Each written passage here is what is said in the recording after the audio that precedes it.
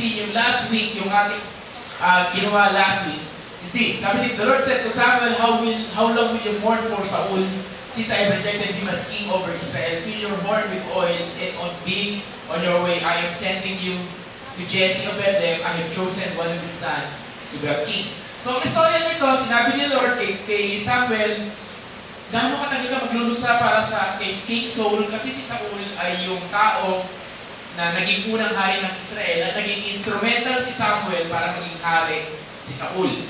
And minsan, may mga bagay, may mga tao ipapadala ang Panginoon sa buhay mo na maging instrumental ka sa pagbabago nila. Pero minsan, kahit gaano yung heart ko makita, yung, alam mo yung, gusto ko makita maayos si Amen. In the end, all I can do for Him is to love Him, and to guide, and to take care, and to protect, and so on and so forth. Pero in the end, it will be still His own decision kung susundin niya lahat ng suggestion or advice or direction o kung pagalit at kung ano man. Meaning, kung trip niya mag-drugs, wala akong magagawa doon. At kung trip niya maging smuggling lord, wala akong magagawa doon.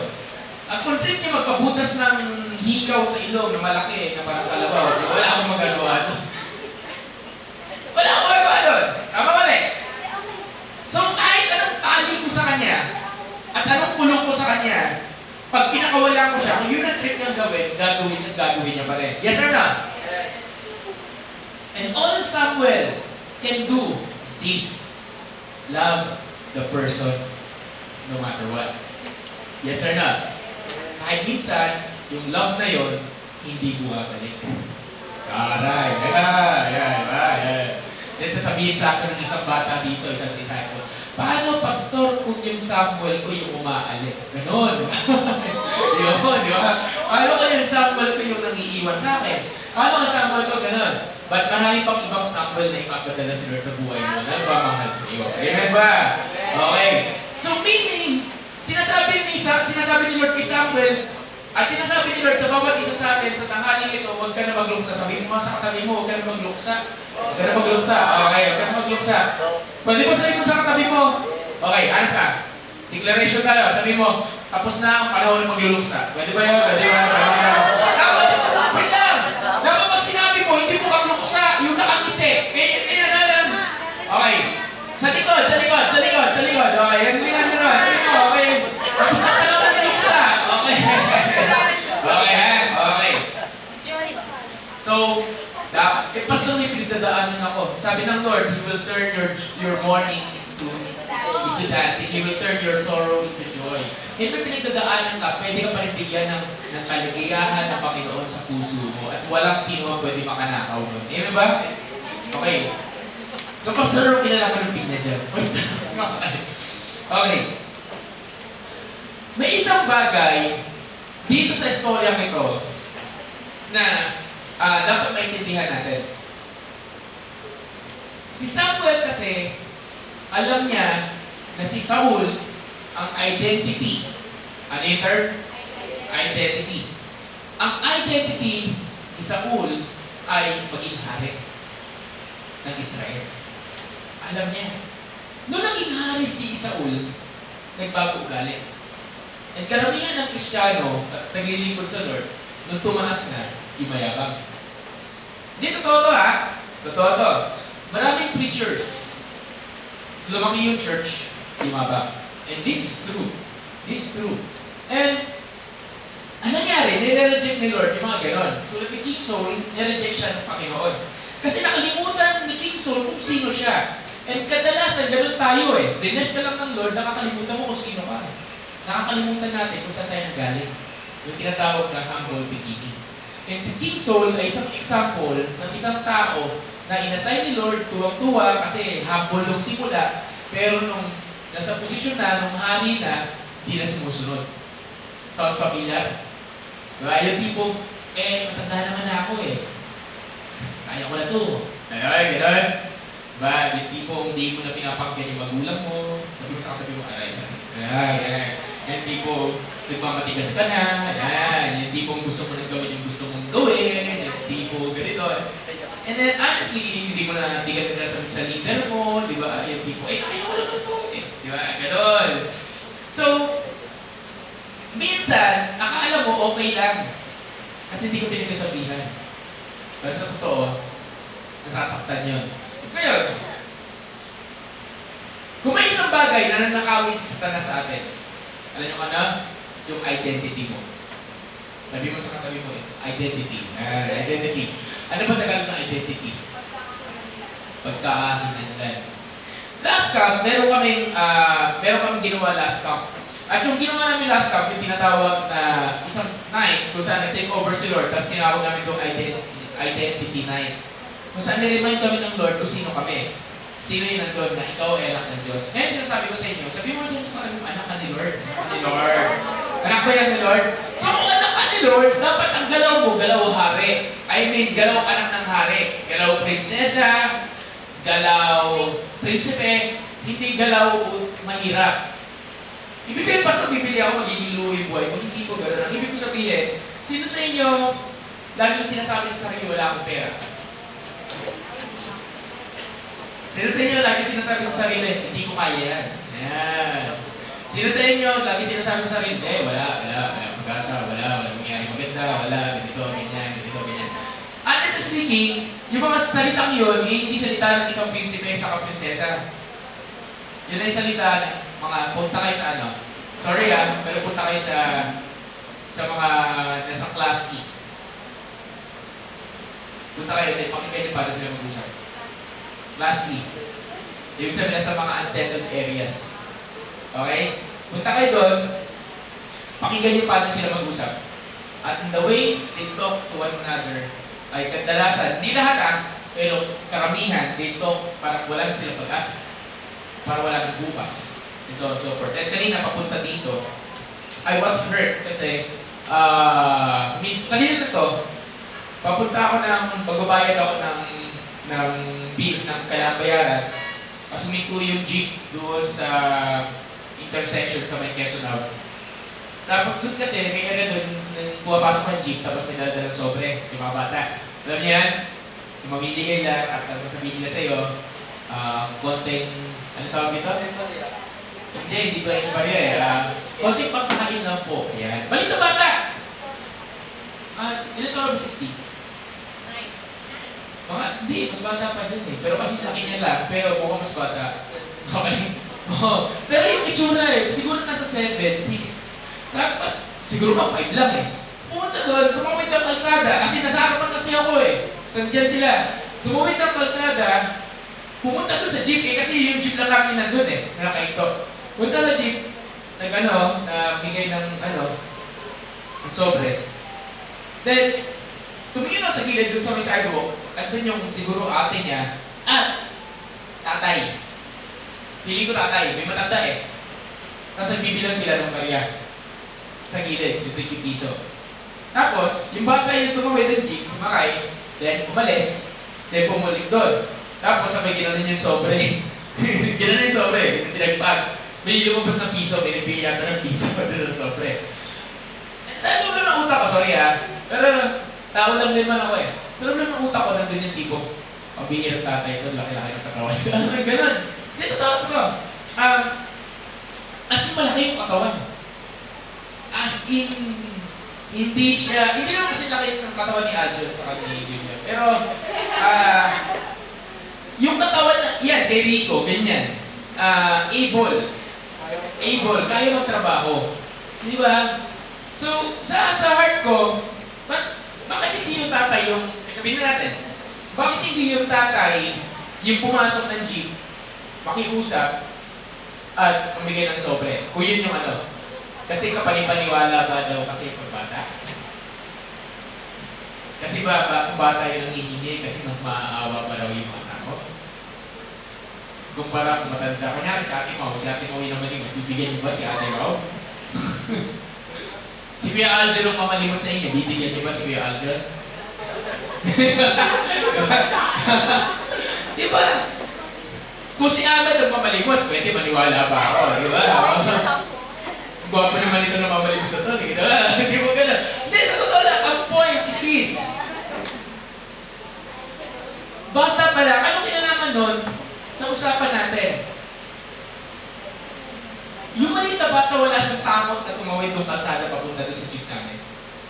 Kasi para sa kanya, ito na yung identity niya eh. Basta may jeep, pupunta ako. Basta may jeep, may bariya. Ano may ganun? Yun na yung identity niya, basta may jeep, may bariya. Parang sa UP, nung nagsisimula pa yung church, basta may tao naglalakad, may piso. Naglalakad kami. Basta nandiyan sila ate sa kuya, may piso. Kaya yung makilala namin bata doon, yung makikita kami, may piso. Wala nang kamusta, may piso. Ganun na, automatic yun. Kahit tapos na namin pakainin, ate, may piso, kuya, may piso. Honestly speaking, bakit? Kasi yun yung identity nila. Na ang identity nila, mangingi ako ng piso lagi kasi kailangan ko ng piso. Yung ba identity nyo? So, yung ba yung plano ng Lord sa'yo? Hindi. Kaso minsan, yung identity natin na-form. Depende ko ano surroundings natin. So, paano mo kilala sarili mo? Diba? And if there's one thing na nakawin ng kaaway, that is your identity. That is your identity. Lalo na pagka nag-serve ka na kay Lord, that is your identity.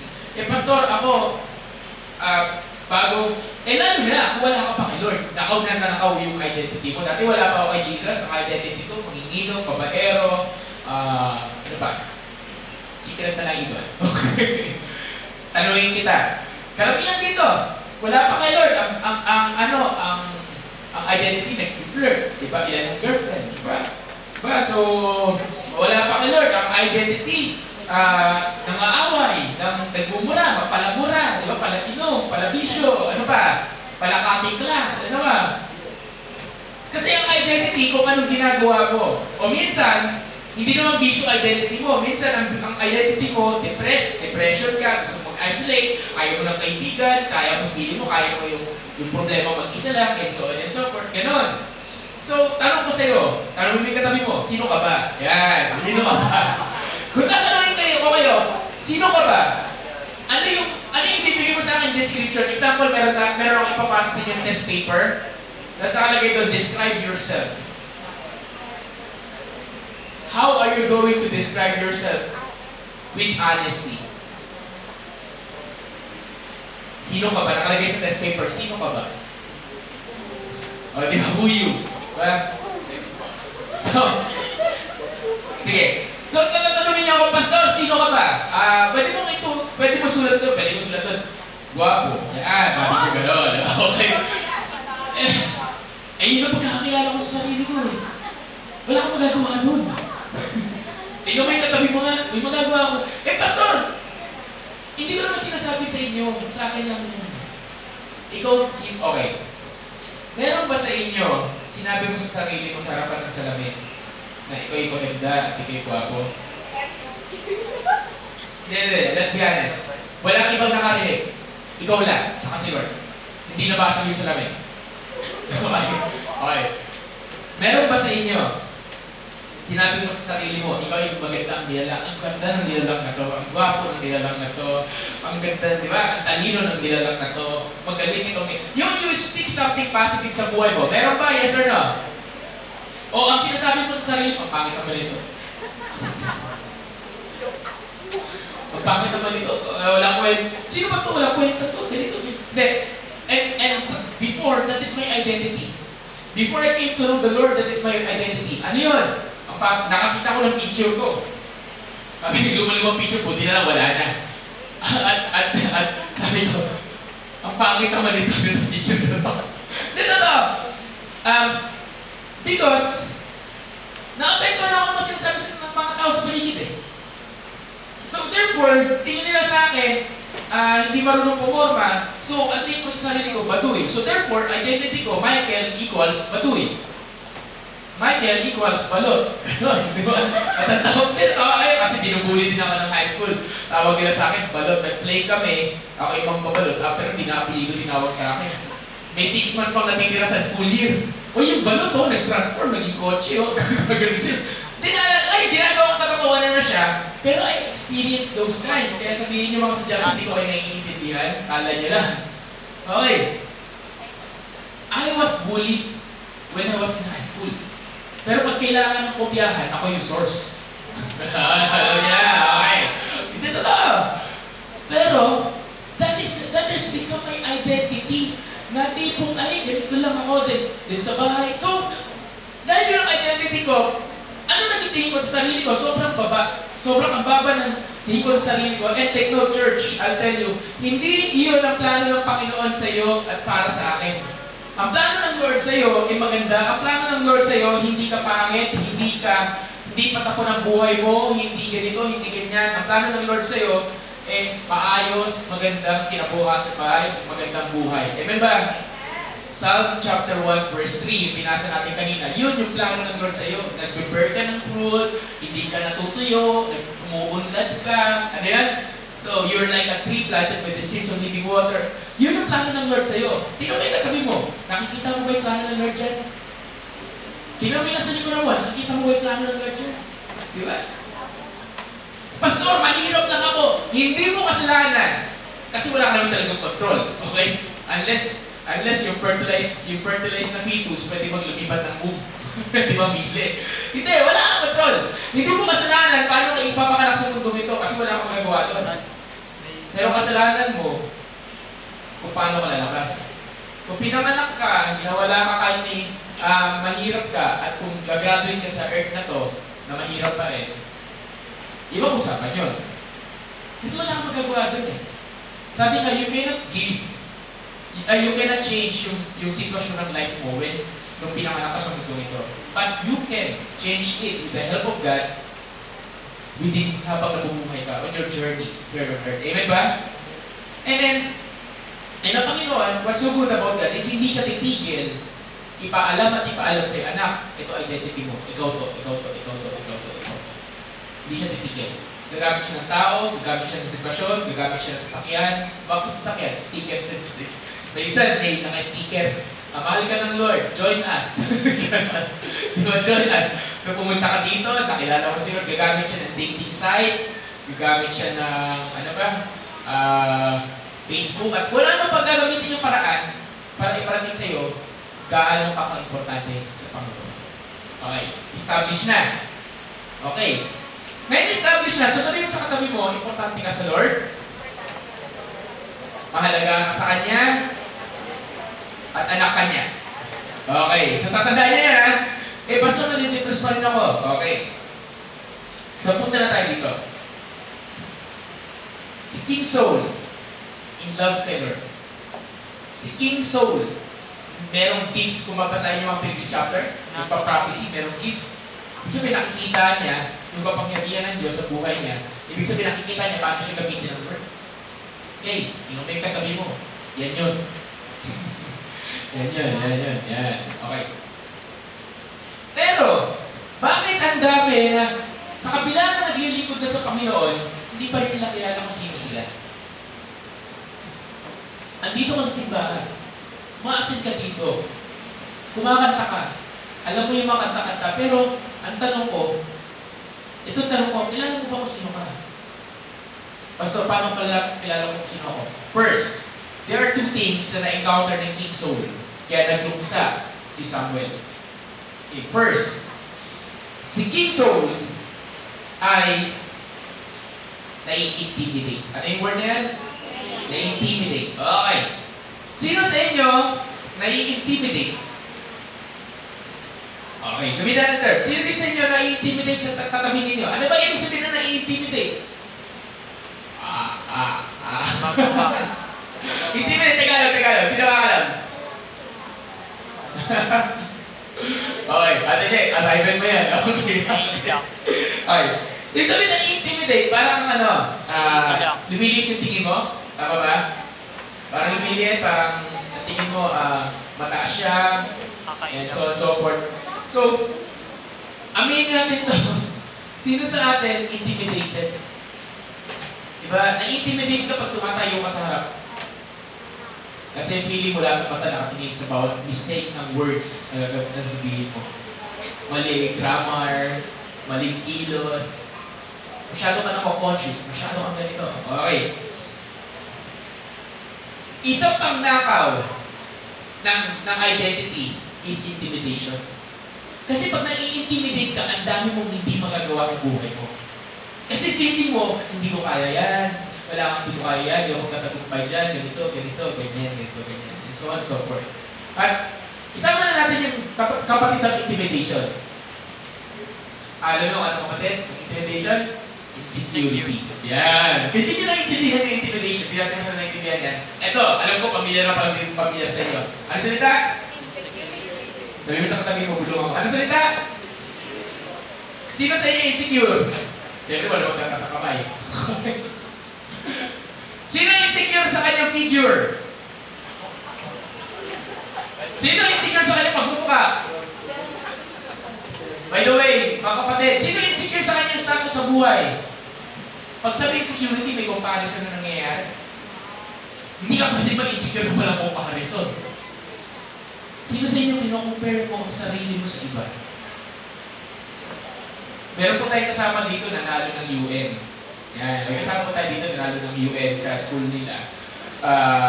Tama ba? Nanalo? Nanalo, okay. Hindi first placer. As in panalo, champion. Okay, may kasama tayo dito na nanalo ng UN. Hindi yan. Hindi si Bonnie. Okay, okay. Nanalo, hindi na ako titingin kasi naman yun. Mamaya nyo na gawin. Ngayon, pero habang tinitingnan ko siya, ngayon ha, tingin sa akin, habang tinitingnan ko siya, walang tinitingin ko, okay, sabi ko nga sa iyo, pag ano, okay. Habang tinitingnan ko siya, habang ako nag-preach, okay, nakikita ko yung kanyang mukha, na parang nai-intimidate na nai-insecure, na parang tinitingnan ko sa babasahin ko, nakikitan lang to sa mali, no? Okay. Sino sa inyo, pag-present yung open budget, at ikaw mismo magpupusa ka at sasabihin mo na, ay, sasali ako dyan. O sige, huwag na budget. Artista na lang. Yun na lang. Okay, artista na lang. Meron tayo na bisita dito. Example, next week, may bumibisita dito yung showbiz manager. At sinabi niya, naghahanap ako ng talent. Eh, doon pa naman sa bahay. Doon sa area namin, lagi nag-shooting ang ABS-CBN sa GMA. Paano yan? Okay, alam niya yan. Okay, alam niya yan. Okay. Di ba parang biglang inalaw ng Lord, kaya pala sila nag-shooting doon para may makilala akong manager. Oh, paano yun? Kung next week, biglang sumama dito si Daniel Padilla, paano yun? Oh, okay. Okay, tapos si manager niya, sinabi naghahanap kami ng talent, yung bububugin. Okay, may question ako. Sino ang sasama? Yung sasampalin na nag-Green Bernardo, yung vampira daw.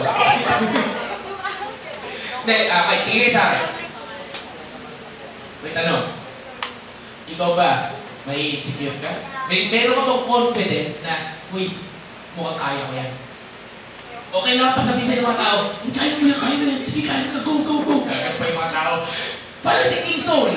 Si King Saul, bago siya piliin, sa totoo lang babasahin yung history niya, bago siya piliin, insecure siya. Bakit? Naghanap sila ng hari.